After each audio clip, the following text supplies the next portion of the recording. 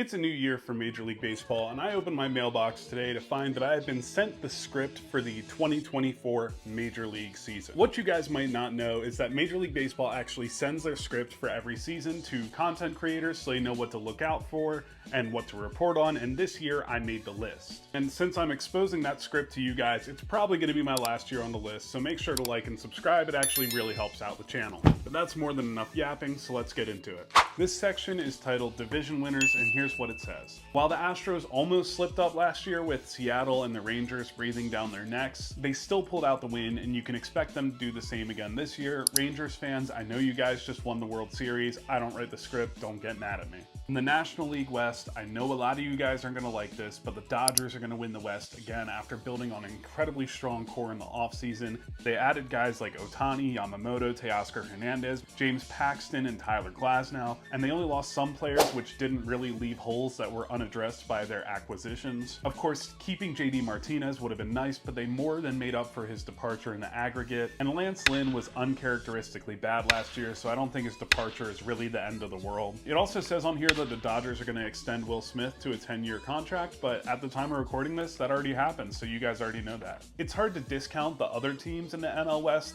The Padres still have a crazy stacked roster that just dramatically underperformed in 2023, and the Giants and the Diamondbacks both made some big moves to get better. It's still going to be the Dodgers' year. I would be shocked if none of those teams made it as a wild card.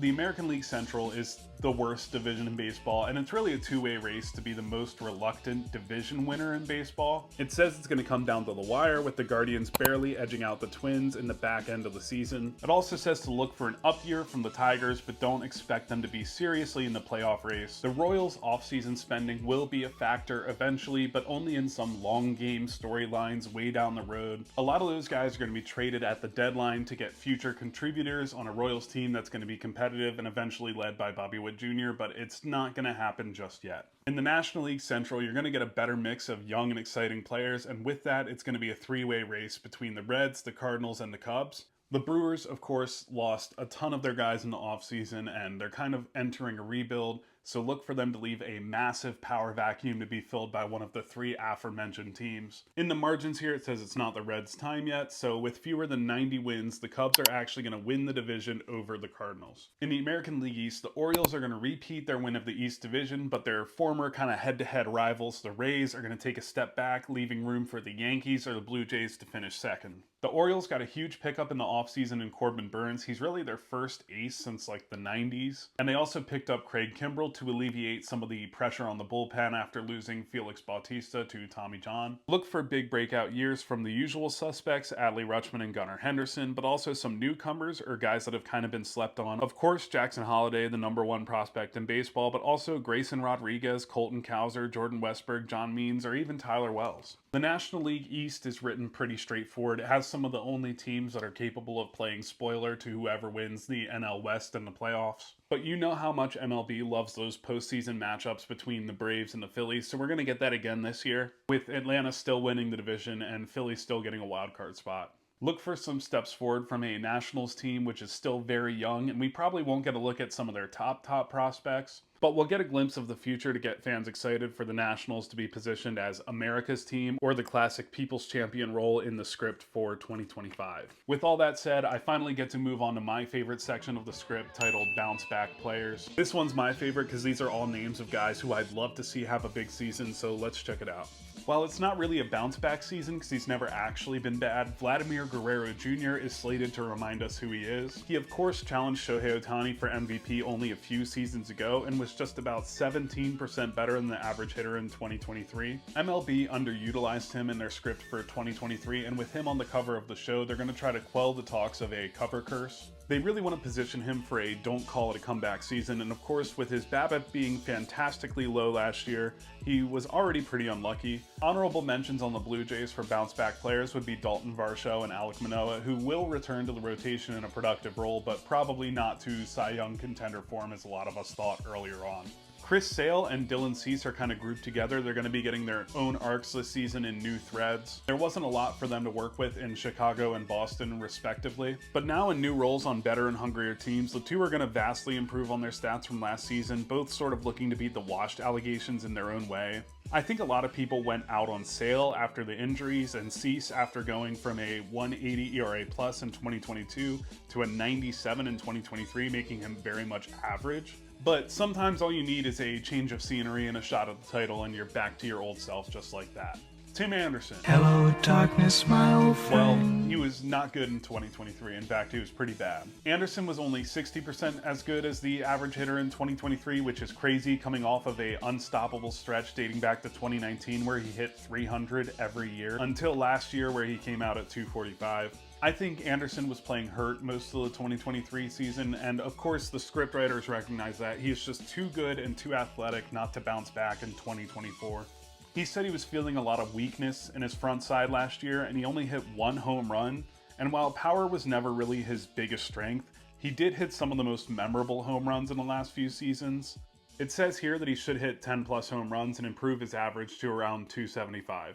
On this page, it gets into who's going to win the awards, mostly focusing on Cy Young, Rookie of the Year, and MVP for each league. Starting with National League Rookie of the Year, while voters have been hesitant in the past to vote for players who have already played at the highest level in their respective countries, it has been done before, most notably by Shohei Ohtani and Ichiro in recent memory. You can expect that same treatment for Yoshinobu Yamamoto. He didn't exactly shine in his debut in Seoul. In fact, I think he gave up 5 runs and only 2/3 innings or something like that. But he's still an excellent pitcher surrounded by the Dodgers pitching farm. It makes sense that he's going to bounce back to win Rookie of the Year over other international stars like Shota Imanaga and Jung-Ho Lee, as well as the highly touted MILB prospects in Jackson Merrill and Jackson Chourio. Where are all of these Jacksons coming from? For American League Rookie of the Year, Rangers fans have been getting a little bit spoiled lately. He struck him out looking!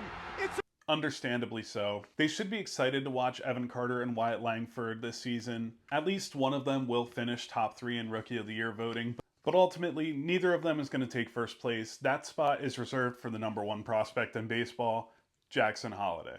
Holliday fell in Las Vegas odds when he was not named to the Orioles opening day roster, but the plan is for him to be an everyday player when he does make his debut, and you can look for him to settle into that spot quickly when he makes his way up. It looks like he's just going to outperform the other league rookies and win the award outright when he makes his debut. And I wouldn't expect it to be a very highly contentious award either. Now, a lot of predictions are going with the safe bet of an Acuna repeat for NL MVP. Some people are staking their claim in Mookie in his first season as a shortstop, or even Ohtani doing it as a DH only without being able to pitch this year. But the script has it laid out right in front of us. Completing his comeback arc, the NL MVP will be Fernando Tatis Jr. Tatis won the Platinum Glove in his first year in the outfield while playing for the San Diego Shortstops. This was a season that not a lot of people expected out of him. Many fans kind of wrote him off after the multiple motorcycle-related injuries and subsequent accidental steroid suspension. But in 2023, Tatis returned to form, playing with style in the way that only he can. His offensive numbers took a dip from his promising early seasons, but after proving himself the most valuable defender in baseball, he will have a shot to improve on those offensive numbers on his way to his first MVP award. In the American League, speaking of talented young players, Juan Soto is now a member of the New York Yankees. The 25-year-old has already amassed around 30 WAR in his career, placing as high as 2nd in MVP voting in 2021, losing to his former teammate Bryce Harper. Soto, who is now in his 7th year in the league, is primed to settle right into the AL East and take on the New York media as he slugs his way past Yankee teammate Aaron Judge and takes the MVP pretty comfortably on his way to free agency. Look for an OPS north of 165 from him this year. The NL Cy Young Award can only fall into the hands of one man, and that man is Spencer Strider. Strider has taken the league by storm in his first 2 full campaigns, striking out just so many people. He has been criticized in the past for not being the best at run prevention when people do get on base against him, but he is slated to improve his ERA this year and will do so boasting a brand new curveball, which looked absolutely filthy in spring training. So 2024 is the year of Spencer Strider. Oh boy. Corbin Burns was notably growing pretty disillusioned with the Brewers following a messy arbitration hearing, and in his contract year he was shipped to Baltimore in return for DL Hall and Joey Ortiz.